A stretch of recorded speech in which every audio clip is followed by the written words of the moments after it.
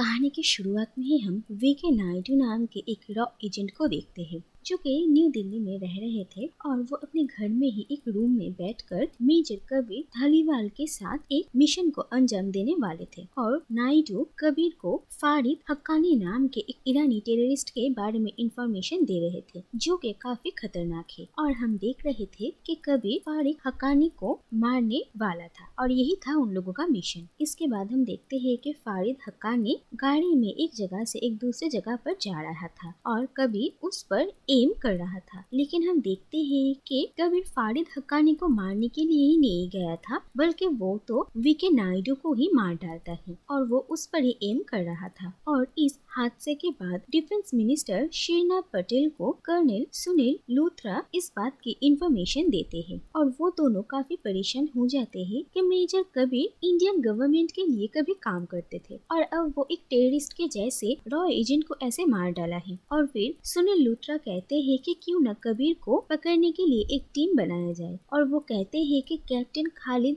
रहमानी के अलावा ये काम कोई और कर ही नहीं सकता। इसके बाद हम कैप्टन खालिद रहमानी को देखते हैं जो कि अपने एक मिशन पर गए हुए थे और वो सक्सेसफुली अपने मिशन को कंप्लीट करते हैं। इसके बाद कर्नल सुनील लूथरा खालिद को कॉल करते हैं और वो जल्द से जल्द उसे इंडिया वापस बुला लेते हैं क्योंकि उसके लिए एक जरूरी मिशन था। फिर हम देखते हैं कि खालिद रहमानी एजेंसी पहुंचते हैं और वहाँ पर सुनील लूथरा और बाकी बहुत सारे रॉ एजेंट्स मौजूद थे और एक मीटिंग शुरू होती है जहाँ पर सुनील सबको ये कहते हैं कि उन्हें मेजर कबीर को अरेस्ट करना पड़ेगा और इस काम के लिए वो खालिद को चुनते हैं और उसके साथ और भी कुछ रॉ एजेंट्स को चुनकर वो एक टीम बनाते हैं। इसके बाद कहानी 2 साल पीछे जाती है जहाँ पर हम मेजर कबीर धालीवाल को देखते हैं जो कि हाल ही में ही एक मिशन कंप्लीट करके एक सीक्रेट जगह पर आते हैं जहाँ पर कर्नल सुनील लूथरा खालिद के साथ मौजूद थे और वहीं पर खालिद के साथ कबीर की पहली मुलाकात होती है। और कबीर का अगला मिशन था हक्कानी और उसके साथ जुड़े हुए सभी लोगों को एक एक करके मारना या पकड़ना। और सुनील कबीर को सजेस्ट करते हैं कि वो खालिद को भी अपने साथ शामिल कर ले, लेकिन खालिद मेजर अब्दुल रहमानी के बेटे थे। मेजर अब्दुल रहमानी के साथ कबीर कभी काम किया करता था और एक बार एक मिशन के दौरान अब्दुल रहमानी अपने ही देश को धोखा दे देता है जिसके वजह से कबीर को 2 गन शॉट्स लगते हैं और उसके साथ रहने वाला उसका एक पार्टनर भी मारा जाता है। और इस बात का बदला लेने के लिए फिर एक दिन कबीर अब्दुल रहमानी को मार डालता है और जब कबीर को ये पता चलती है कि खालिद अब्दुल रहमानी का बेटा है तो वो उसे अपने टीम में शामिल करने के लिए मना कर देता है। लेकिन खालिद कहता है कि उसके पिता ने जो कुछ भी किया था उसकी सजा उन्हें मिली है और उसके पिता की सारी इंफॉर्मेशन उसके माँ ने ही उन तक पहुँचाया था और वो अपने पिता के साथ साथ अपनी माँ का भी बेटा है और वो एक सच्चा देशभक्त है और वो कहता है कि वो अपने देश के लिए अपनी जान भी दे सकता है। और खालिद का ये जज्बा देखकर कबीर काफी इम्प्रेस होता है और वो खालिद को अपने टीम में शामिल कर लेता है। और इसी टीम में सौरभ, प्रतीक, मुथु और अदिति नाम की और कुछ रॉ एजेंट्स शामिल थे और फिर वो सब मिलकर हक्कानी के साथ मिले हुए लोगों के बारे में डिस्कस करते हैं। इस ग्रुप में बसीर हसीब, रिजवान इलियासी और भी कई सारे नाम मौजूद थे। और रिजवान इलियासी एक बहुत ही खतरनाक आदमी था। वो एक टेररिस्ट कम बिजनेसमैन था, लेकिन इलियासी तक पहुंचने से पहले उन्हें बसीर हसीब को पकड़ना पड़ेगा। फिर वो लोग बसीर हसीब को पकड़ने के लिए एक प्लान बनाते हैं और वो लोग इराक पहुंचते हैं और वहाँ पर कबीर बसीर हसीब के एक खास आदमी को मार डालता है, लेकिन फिर कबीर को पकड़ लिया जाता है और उसे वहाँ से लेकर जाया जाता है और फिर कबीर को बहुत टॉर्चर किया जाता है। और बसीर हसीब कबीर के सामने आता है और उसे कहता है कि वो यहाँ से जिंदा बचकर नहीं जा पाएगा। कबीर के जूते में एक ट्रैकर लगा हुआ था और बसीर हसीब को वो भी मिल जाता है, लेकिन कबीर के मुंह में भी एक ट्रैकर था जो कि उसे नहीं मिल पाता। और फिर कबीर को ट्रैक करते हुए वहाँ पर खालिद के साथ साथ और भी सारे रॉ एजेंट्स पहुँचते हैं और वो सभी वहाँ पर बसीर हसीब के सारे लोगों का खात्मा करते हैं और कबीर और खालिद मिलकर बसीर हसीब को सबक सिखाते हैं और उसे अरेस्ट करते हैं और वो लोग अपने इस मिशन पे सक्सेसफुल होते हैं। इसके बाद हम देखते हैं वो लोग रिजवान इलियासी को पकड़ने की कोशिश करते हैं और फिर से वो लोग एक प्लान बना आते हैं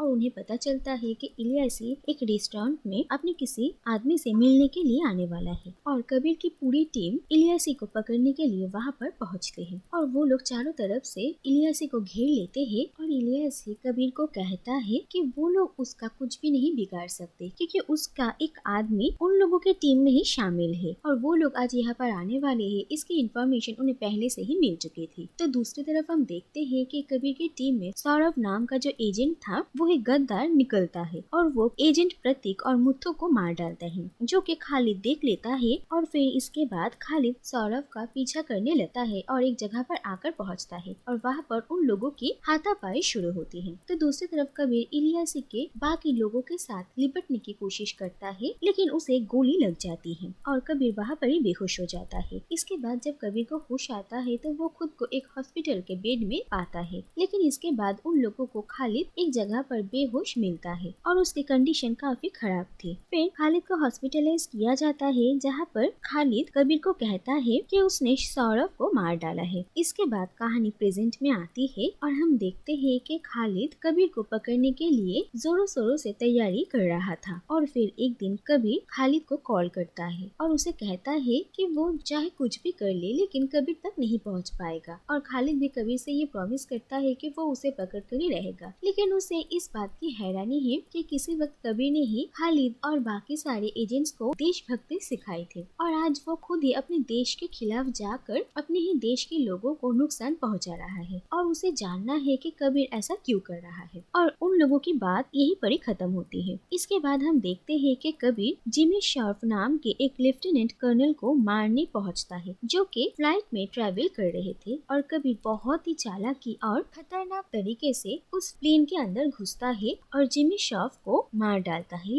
लेकिन मारने से पहले वो कुछ इंफॉर्मेशन भी उसे निकलवा लेता है और एक और इंडियन ऑफिसर को कबीर ने मार डाला था, जिस बात से सुनील और बाकी सभी काफी परेशान होते हैं और सुनील को अपनी टीम पर बहुत गुस्सा आता है कि वो लोग अब तक कबीर तक नहीं पहुंच पाए और खालिद भी इस बात से बहुत परेशान था। इसके बाद हम देखते हैं कि खालिद एक दिन मेट्रो से ट्रैवल कर रहा था और उसी मेट्रो में कबीर भी आता है और बहुत दिनों बाद कबीर और खालिद एक दूसरे के आमने सामने आते हैं। कबीर खालिद के सामने दो ऑप्शंस रखता है। वो कहता है कि एक, वो खालिद को कहेगा कि वो ये सब कुछ क्यों कर रहा है और दूसरा, वो अपने अगले टारगेट का नाम उसे बताएगा। और आसपास बहुत सारे लोग होने के वजह से खालिद कबीर को कुछ कर भी नहीं पाता, लेकिन फिर जाने से पहले कबीर खालिद को उसके अगले टारगेट का नाम बताता है और वो है डॉक्टर उत्पल विश्वास। और फिर खालिद और वक्त जाया ना करते हुए ही डॉक्टर उत्पल विश्वास तक पहुंचते हैं और उन्हें कहते हैं कि उनकी जान खतरे में है, इसलिए वो लोग उन्हें प्रोटेक्शन देना चाहते हैं। और इस बात को सुनकर डॉक्टर विश्वास भी काफी परेशान हो जाते हैं। इसके बाद हम देखते हैं कि डॉक्टर विश्वास फिरोज कॉन्ट्रैक्टर नाम के एक आदमी से फोन पर सीक्रेटली बात करते हैं और वो फिरोज को कहते हैं कि अगर उन्हें कुछ हो गया तो वो लोग भी नहीं बच पाएंगे। और फिरोज डॉक्टर विश्वास को टेंशन लेने के लिए मना करता है। वो कहता है कि जब उन्हें इंडियन एजेंट्स लेकर जाएंगे तब बीच रास्ते में ही फिरोज के आदमी उन पर अटैक कर देंगे और डॉक्टर विश्वास को सेफली उसके पास लेकर आएंगे। ऐसा ही होता है। जब डॉक्टर विश्वास को कबीर और उसके साथ मौजूद और एजेंट्स लेकर जा रहे थे तभी उन पर हमला हो जाता है और डॉक्टर उत्पल को वहां से लेकर जाने की कोशिश होती है, लेकिन खालिद भी उन लोगों को रोकता है। इसके बाद वहां पर कबीर भी पहुंचता है और वो डॉक्टर उत्पल को मारकर उनके पास एक हार्ड ड्राइव थी वो लेकर वहां से भागने लगता है और खालिद भी कबीर का पीछा करने लगता है और उन दोनों में हाथापाई होती है, लेकिन आखिरकार कबीर खालिद के हाथों से बचकर निकल ही जाता है और वो अपने साथ वो हार्ड ड्राइव भी लेकर जाता है और अपने इस मिशन पर भी नाकामयाब होने की वजह से खालिद को सस्पेंड कर दिया जाता है। इसके बाद वो अपने तरीके से इस केस को स्टडी करता है। तो दूसरी तरफ हम देखते हैं कि कबीर रूही नाम की एक छोटी सी बच्ची से मिलने के लिए जाता है और उसे क्रिसमस प्रेजेंट देता है और वहाँ पर खालिद भी आकर पहुँचता है और खालिद को वहाँ पर देखकर कबीर बहुत हैरान होता है। इसके बाद कबीर खालिद के साथ बात करने के लिए मजबूर होता है और वो खालिद को 6 महीने पहले की एक कहानी सुनाता है, जहाँ पर हम नैना नाम की एक लड़की को देखते हैं। नैना एक डांसर थी और कबीर नैना से मिलता है और वो लोग एक रिलेशनशिप में थे। इसके बाद हमें एक असलियत पता चलती है कि दरअसल कबीर यहाँ पर एक सीक्रेट मिशन पर था। वो यहाँ पर फिरोज कॉन्ट्रैक्टर के ऊपर नजर रख रहा था क्योंकि उसे पता चला था कि फिरोज कॉन्ट्रैक्टर इलियासी का एक बहुत ही खास आदमी है। एक बार फिरोज को पकड़ लिया जाए तो वो लोग इलियासी तक आसानी से पहुंच सकते हैं। और कबीर को ये जानकारी मिली थी कि फिरोज कॉन्ट्रैक्टर नैना का डांस देखना बहुत पसंद करता है और नैना की जहाँ जहाँ पर शो होती है वो वहाँ पर आता है। और वो नैना को बहुत बार उसके साथ डिनर पे भी इनवाइट कर चुका है, लेकिन नैना हमेशा इस बात को टाल देती है। इसके बाद कबीर पहले नैना के करीब जाता है जिससे कि वो नैना को ये कन्विंस कर सके कि वो फिरोज के आसपास रहे, जिससे कि वो लोग नैना के थ्रू कोई इन्फॉर्मेशन निकलवा पाए। और दूसरी तरफ कबीर भी फिरोज पर नजर रख रहा था और एक दिन वो फिरोज को अपने एक आदमी से बात करते हुए सुन लेता है। और फिरोज कह रहा था कि उसने इंडियन रॉ एजेंसी में ही उसके कुछ आदमी हैं और जब तक वो है तो इंडियन एजेंट्स उन लोगों का कुछ भी नहीं कर सकते हैं। और ये बात सुनकर कबीर को बहुत शक होता है। इसके बाद कबीर जाकर नैना को सारी सच्चाई बताता है और उसे कहता है कि वो एक रॉ एजेंट है और वो एक सीक्रेट मिशन पर है। और वो नैना को फिरोज के साथ डिनर पे जाने के लिए रिक्वेस्ट करता है और वो कहता है कि फिरोज के लैपटॉप में बहुत सारी इंफॉर्मेशन है और नैना एक पेन ड्राइव में वो सारी इंफॉर्मेशन ट्रांसफर करके लेकर आए और वो कबीर को दे। इससे उन लोगों की बहुत मदद होगी। और नैना भी कबीर की बात मान लेती है। बस उसकी एक रिक्वेस्ट थी कि अगर उसे कुछ हो गया तो कबीर उसकी बेटी रूही का ख्याल रखे। इसके बाद एक दिन नैना फिर उसके घर डिनर पर आती है और फिर एक बार मौका देखकर वो फिर उसके लैपटॉप के पास जाती है और अपने पास रखे हुए एक पेन ड्राइव में सारी डेटा ट्रांसफर कर रही थी। और नैना, कबीर और कर्नल सुनील एक दूसरे के कांटेक्ट में ही थे। लेकिन दूसरी तरफ हम देखते हैं कि फिरोज को नैना की असलियत के बारे में पता चल जाता है और कबीर को जब पता चलता है कि नैना खतरे में है तो वो जल्द से जल्द उसी जगह पर पहुंचता है और फिर उसके बहुत सारे आदमियों को मारता भी है। लेकिन तब तक बहुत देर हो चुकी थी और कबीर देखता है कि फिरोज ने नैना को मार डाला है और नैना की मौत से कबीर बहुत टूट जाता है। और कबीर को पता चला था